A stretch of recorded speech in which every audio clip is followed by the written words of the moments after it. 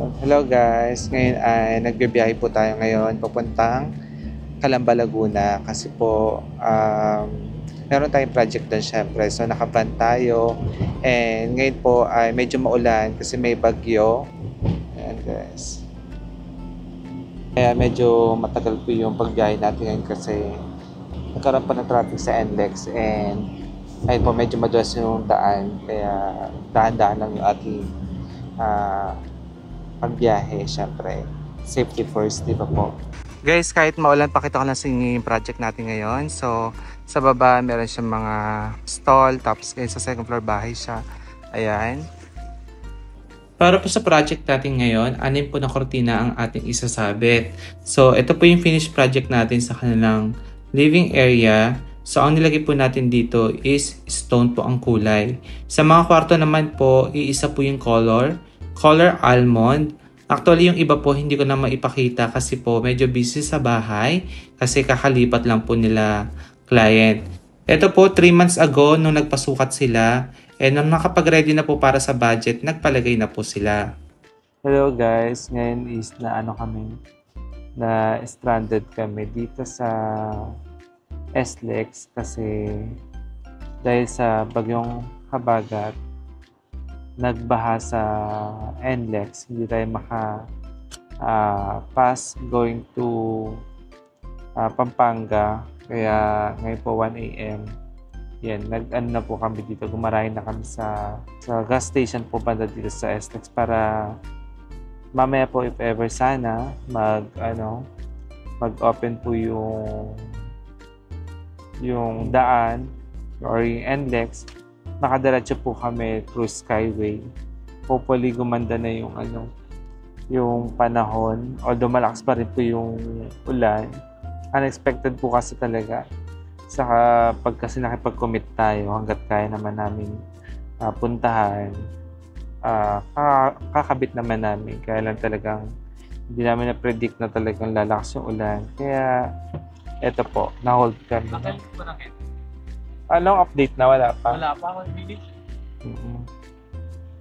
Sige. Ay, grabe.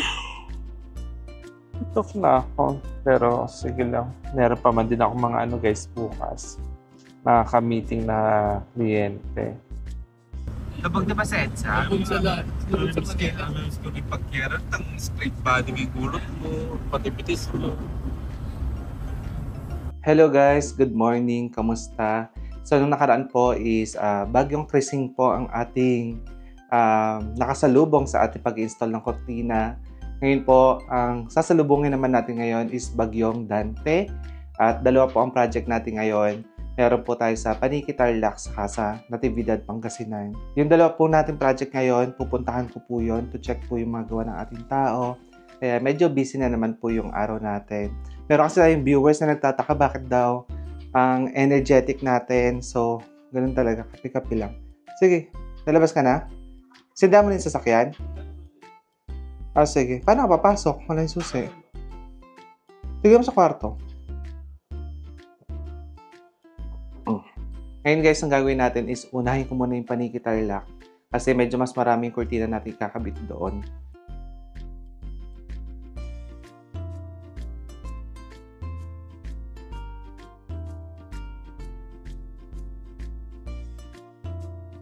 Ngayon po ay nandito po tayo sa Paniki, Tarlac. So ito po ay subscribers po natin sila dito po sa Pilipinas and meron po silang pinagawang house dito sa kanilang farm which is hindi po mukhang farmhouse. Napakaganda kasi modern bungalow house and isi-share na po natin yan sa vlog. So ngayon papakita ko lang sa inyo yung front. Ayan.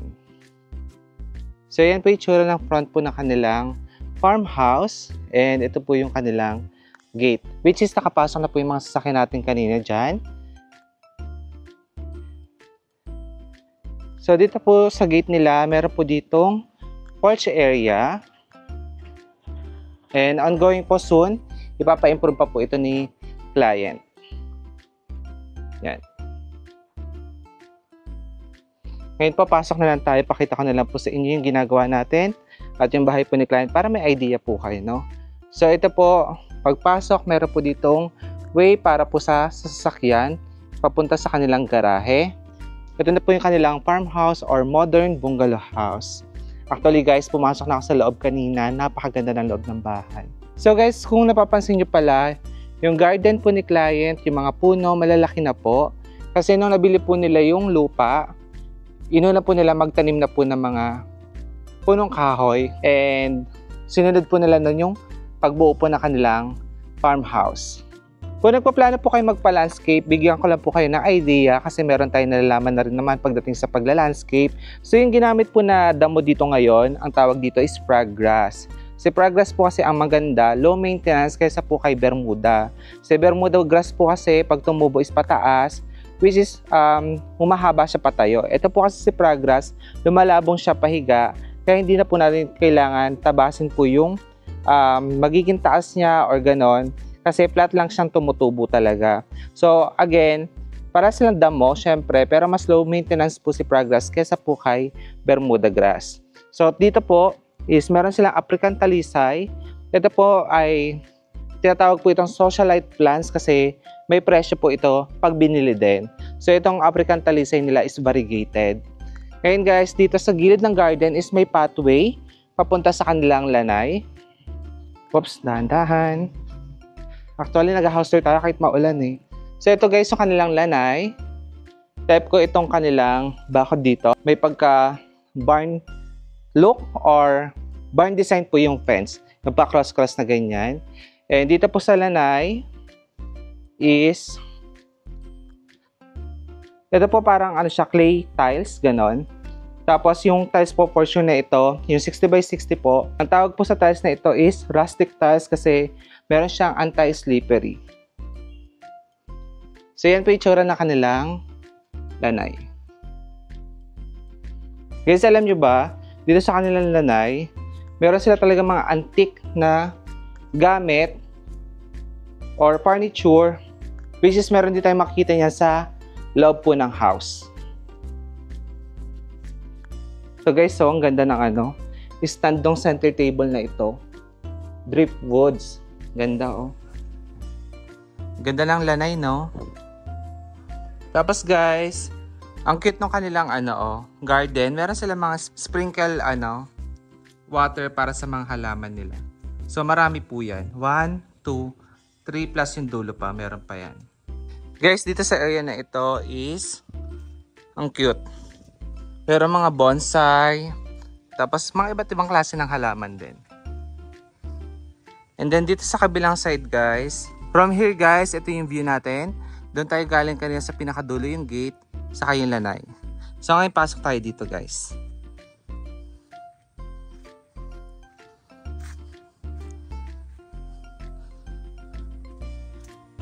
Wow. Napakaganda oh, meron silang mga tanim na guyabano. Malalaki na din. Napaka-organized nung nila guys, paligid ng bahay no.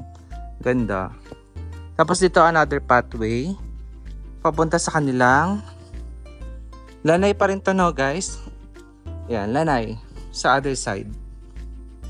Ganda ng piece na ito guys. So, then tapos may para mga not sure kung African talisay din ito guys, pero pa-umbrella yung kanyang stem. Kaya maganda siya talaga dito sa area na ito, sa lanay na ito. Tapos may gantong vibes pa na wall. Alam ko guys, parang tinatawag din nila itong patio sa ibang bansa. Ayan, patio. So from patio or lanay guys, ito yung view natin. So ito yung living area, which is naglalagay tayo ng kortina dyan. Tapos dun tayo galing oh. Yan, share ko na lang sa inyo. Yun, dun tayo galing. And then dito guys, sa gilid na ito, dito na relocated yung kanilang outdoor kitchen. Ang cute na kanilang outdoor kitchen guys. Ang ganda ng tiles na ginamit, Picasso tiles. Tapos may pagka-industrial. Ganda. Ito guys, so yung classic na ginagamit sa wall na blacks, yung ganyan parang flower. Pininturahan nila ng gray. Tapos ito guys, so ang cute ng table na ito. And then ito yung exit door papunta sa kanilang main kitchen. Yan. Guys, kuhanan lang natin ng ganito ha. Yung maganda sa outdoor kitchen guys is, kunwari gusto mo mag-grill ng tuyo, magluto ng tuyo, ayan, dito na lang, hindi mo na kailangan ng rain shoot. Pero syempre dahil outdoor to guys, yun lang, dapat alagaan mo siya sa maintenance, paglilinis kasi yung mga dust possible pumasok. Pero again, kung gusto niyo yung gantong vibes like me, okay din yung mga outdoor kitchen. Ganda no? Labas tayo guys, ito naman yung kanilang storage area plus garahe. Which is doon nakagarahe yung ating pickup. Sa kaya tayo dadaan guys kasi maputek. Baka madulas tayo. Sa gilid na lang. Guys, ayun yung outer kitchen nila. Tapos, again yung storage area plus yung kanilang garahe. From garahe guys, ito naman yung view natin. Ayan. Alam nyo po mga ka-viewers, yung bahay may pagka-US vibes siya. Ganda no? Anyway guys, talagang ingat lang tayo sa pag-vlog dahil maulan po ngayon. So ito yung terrace nila. Yung roof po na ginamit dito is color gray. Tapos yung kanilang ceiling sa labas is naka PVC panel po. So guys, ito po yung kanilang main door and terrace again. So ngayon medyo makalat lang po kasi nag-i-install tayo ngayon ng kortina. So guys, ito pag akit nyo meron pa rin pathway na gawa sa tiles plus nalagyan po ng mga stones. And then ito na po yung main door nila. Natural po yung finish ng wood. Meron po mga stone tiles or brick tiles po. Tapos ayan, meron po dito ang ginagamit na pang farm na design. And then rustic tiles po na ito po nakikita ko to sa City Hardware. And then sa ceiling po meron tayong mga trellis design kung hindi po nagkakamali. Tapos meron mga downlights yan. Ayan. So itong kanilang terrace guys, nakapaikot to hanggang papunta sa kanilang dining area. Ayan.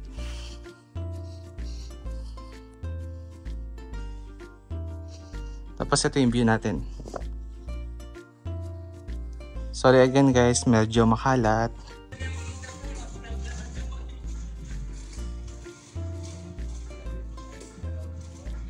Guys, bali na ilibot ko na po kayo sa labas. Ngayon po is magmerienda muna tayo kasi tayo ni client ng puto. Ayan.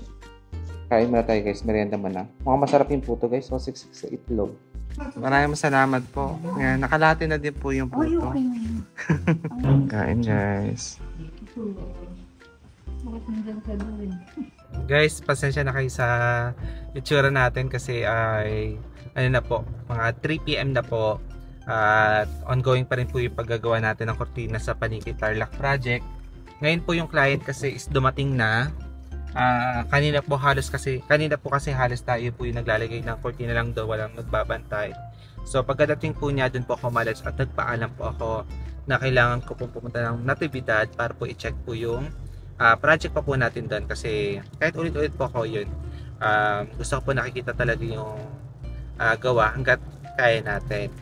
Tapos ayun po, masaya naman po si client natin sa Paniki Tarlac and natuwa siya sa mga fabric natin kasi very honest naman sila, sa sobrang bait. Ang sabi nila sa akin, nag-canvas din daw po sila sa iba and nung pumasok daw po sila sa shop nung gumagawa ng kortina, ayun daw po, lumabas na lang daw po sila kasi iba daw po talaga yung sa atin nga po kasi gaya nga po na sinabi ko, iba po talaga yung fabric natin, galing po talaga ng Korea, saka pang hotel quality na po.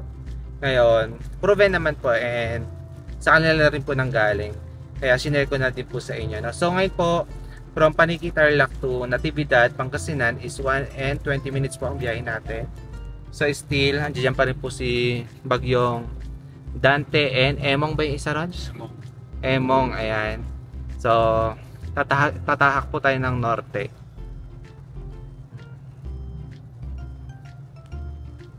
Ngayon guys, once na nandun tayo, syempre papakita ko po sa inyo yung project natin dot plus.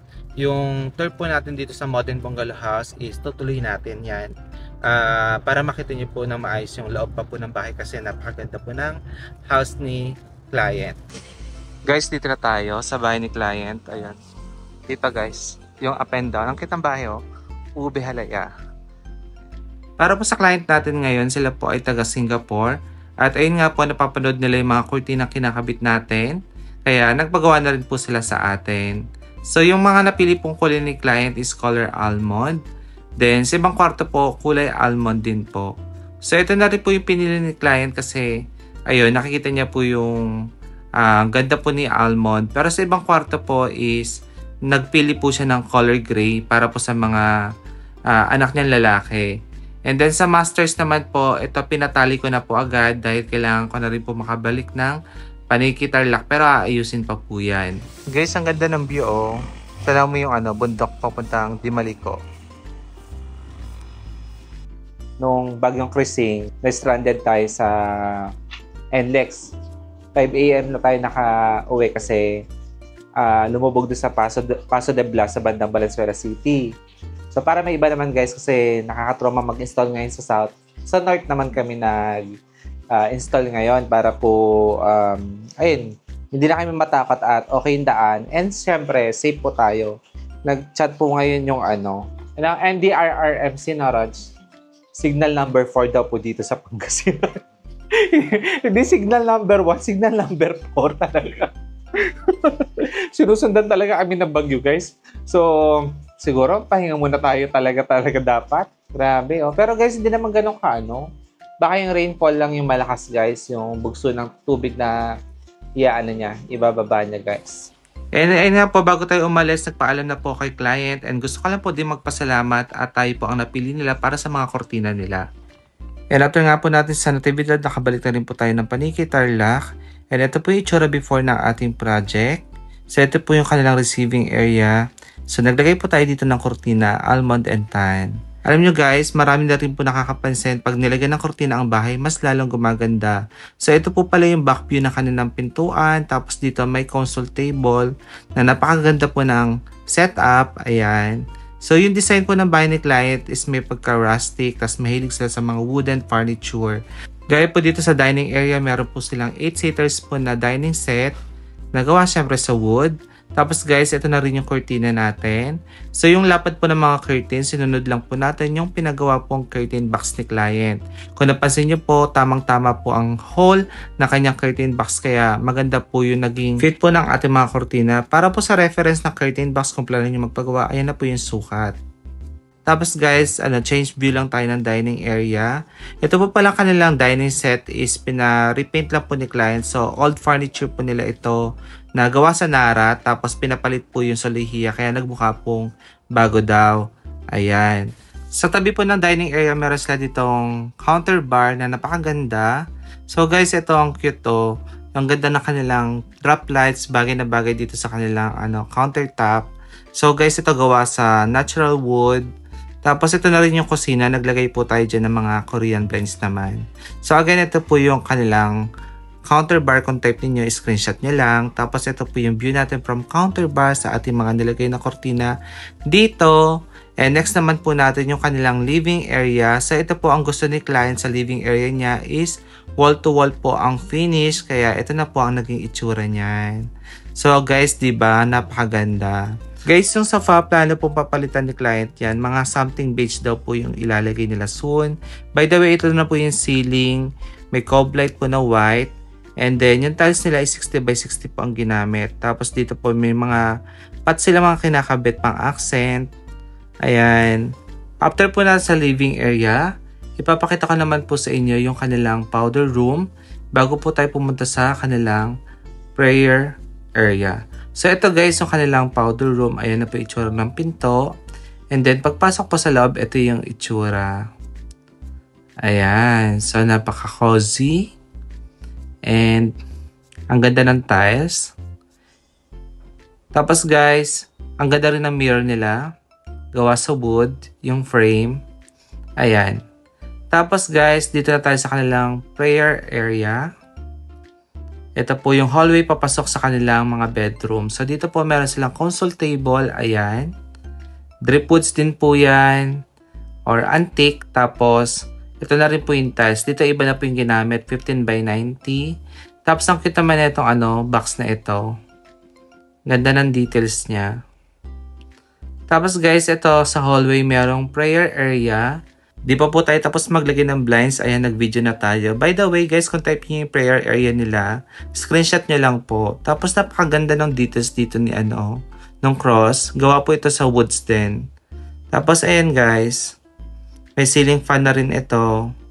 And then, meron silang pinalagay na partition sa gilid para may division po. So, ito yung partition guys. Meron siyang colored glass sa gilid. Ayan. Ganda. Tapos guys, ito na rin po pala yung mga nilagay natin blinds sa prayer area nila. Ito guys, for me, mas okay to sa cortina. Pero syempre, kung ano pong gusto ni client, yun po ang susundin natin. So, after po natin sa prayer area, dito na po tayo sa master's bedroom. So, ito po yung itsura po ng master's bedroom nila. So, ito guys, naka-glossy po na 15 by 19 na tiles. Tapos guys, ito yung itsura po ng kanilang bintana bago po tayo maglagay. So, U-shape po yan. And then, ito na siya. So, yan po yung itsura ng ceiling nila. Tapos guys, kung napansin nyo yung mga aircon, okay yung mga position. Kaya nasasagad natin yung mga kortina nila hanggang ceiling. So, talaga nakasubaybay po lagi sa atin yung owner. Kaya, ayun po, nakakuha siya ng idea sa mga ginagawa natin. Ito po palang master's bedroom. Meron na itong master's bathroom. Tapos guys, ito naman yung kanyang wardrobe cabinet na may partition pa rin na colored glass. Saka, ayun po, vanity table. Ayan. So ngayon guys, share ko sa inyo yung kanilang master's bathroom na merong smoke glass po na door. And then ito na po yung loob. Ayan. So yan na po yung ceiling, mga tiles na ginamit. Si client ko napansin nyo, medyo mahilig sila sa mga something brown. So yun po yung theme ng house nila. Tapos yan, yung salamin. And then guys, balik po tayo sa master's bedroom naman. Patay na po natin ilaw. So, ito po yung kanilang master's bedroom. Ito yung view from here. Ayan po. Ganda, no? Type ko yung bahay nila, guys. Maganda. After natin sa master's bedroom, dito naman po tayo sa bedroom number 2. Guys, dito po sa bedroom number 2, ito yung itsura niya before bago tayo naglagay ng kortina. And then ngayon, ito na siya. So, ang kulay po na napili ni client dito is combination po ng gray.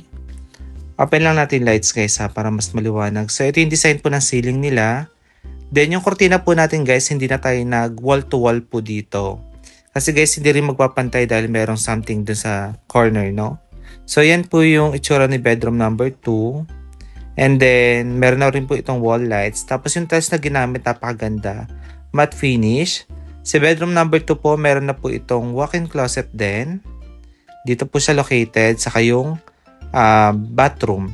Actually, pang masters na nga po lahat yung mga room nila eh. So, ito po yung itsura ng walk-in closet nila. Ayan. Color gray po yung mga cabinet. Yung paint. Tapos, ito po yung bathroom. Ito guys, meron silang Picasso tiles na ginamit yung pang-accent sa shower area. Tapos may shower partition na rin ito na square shape. Ayan. Yung tiles po, 30 by 60 yung ginamit. Okay din yung ano guys, yung mga CR. Ang ganda ng mga tiles na ginamit nila. After po natin sa kanilang bathroom, ito naman yung itsura ulit po ng bedroom number 2. And next bedroom po tayo, si bedroom number 3. So, tabi po yan ni prayer room. Dito sa hallway, naglagay po tayo ng blinds. Ayan. Same po ng sa prayer room. Tapos, ito po itsura before ni bedroom number 3. So, nag-decide po kami puro kortina dito kasi malalaki po yung bintana. Even po yung nakikita ninyong dalawang yan. Yung bintana po dyan is mahaba kasi, kaya kortina. Tapos, guys, ito yung tiles na ginamit. Same sa bedroom number 2. Tapos, yung ceiling po nila is ang design. Parang naka-groove po, ganon. Ayan. Tapos ito pong bedroom number 3, meron na rin itong cabinet na again nakakulay gray po yan. Tapos guys, aside po dito, meron na rin itong bathroom din. Then yung kanilang mga bathroom po, halos same po sila ng mga interior design. Nag-iiba lang po yung mga kulay ng tiles, ganon. But still, pakita ko pa rin po para may idea kayo. Sa mga accessories po, bathroom accessories, sanitary ware, same po ng ginamit. And then guys, ito po ulit itsura ni bedroom 3. And ngayon po is magpapack up na rin tayo dahil 12 AM na tayo natapos. And buti naman po naging smooth po lahat yung ating mga project ngayong araw na ito. And lastly, bago po tayo umalis, ito po yung itsura ng night view po ng bahay ni client. So alam nyo guys, Kung maganda sa umaga, mas lalo pong maganda sa gabi yung bahay niya. And ito po yung itsura sa labas ng ating nilagay po na kurtina sa malapitan. And po mga ka-viewers, ang natapos nating project. So hopefully nagustuhan nyo po yung mga nilagay nating curtains sa bawat bahay po ng ating mga kliyente. So balik lang po tayo kay Paniki Tarlac. So ito pong subscribers again natin is taga Pilipinas po sila. Sila po ay mga doktor. And ayun po ang sinabi nila sa akin. Since nasa Philippines naman sila, aware po sila kung saan sila pwede magpagawa ng blinds, magpalagay ng kurtina, magbili ng furniture kasi dito naman po talaga sila nakabase. But then again, na-compare po nila yung fabric natin sa mga iba po nagkukurtina and may difference daw po talaga. Kaya tayo na-approve. So ma'am, thank you sa mga naging clients po natin. Thank you so much po. Ngayon po, kung plano nyo po kami kuhanin and nakikita nyo naman po na maganda kami gumawa ng kurtina, pwede nyo po ako i-message sa aking Facebook, Billy Toledo Vlog. May contact details din po yan para madali nyo kami makausap. Kung urgent po ba or may gusto kayong mga malaman pa regarding sa paglalagay po namin ng kurtina. And bago po magtapos ang ating vlog, marami pa po tayong mga natapos na project. Soon, abangan nyo po. I-upload ko yan. And dagdag ko lang po kung plano nyo po magpalagay ng kurtina sa amin. Maganda po pasukatan nyo po ng maaga para po magka-idea po kayo kung magkano po yung aabutin po ng project po natin sa bahay po ninyo. Para later on, makapag-ready po tayo ng budget kung magkano po yung aabutin po ng mga curtains ninyo. Nag-offer din po kami ng installment plan para makagaan po sa ating mga viewers. So far, yung iba po namin mga client, ganun yung ginagawa, nag-installment plan po sila. Tapos guys, ayun ang gusto pa nila sa akin. Madali ang kausap. And then, ayun po, di naman po ako mabait. Siyempre, lahat po tayo may kanya-kanya ugali. Pero, nagugustuhan nila yung ating pagiging professional in terms sa mga bagay-bagay po, no? So, ayun, kaya po napupusuan nila magpalagay sa atin ng kurtina. Tapos guys, yung kurtina pa natin is 1-year warranty po yan. So ako na po yata pinakamahabang warranty na binibigay po sa paglalagay po ng curtains and blinds. Kaya, ayun po. Ayun lang po yung masasabi ko sa ngayon. Pero pwede nyo naman po panoorin yung mga iba po namin natapos na project para po magka-idea po kayo, no? So soon po mga ka-viewers, abangan nyo pa po yung mga magiging project namin. Again, maraming salamat po sa panonood. Hopefully, meron kayo na kung idea. Ingat po kayo and God bless. Bye-bye!